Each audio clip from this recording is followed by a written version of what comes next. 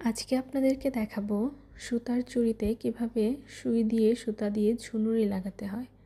ভিডিওটি পুরোটা দেখবেন। যারা যারা নতুন চুড়ি বানান আর যারা পারেন না তারা এই ভিডিওটা দেখবেন ভালোভাবে, খুব মনোযোগ সহকারে, তাহলেই বুঝতে পারবেন কিভাবে ঝুনুরিগুলো লাগাতে হয়।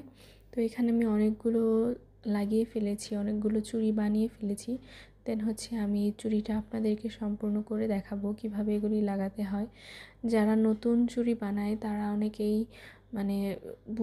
বুঝতে পারে না যে কিভাবে এগুলি লাগাতে হয়। তো তাদের জন্য আজকের এই ভিডিওটি।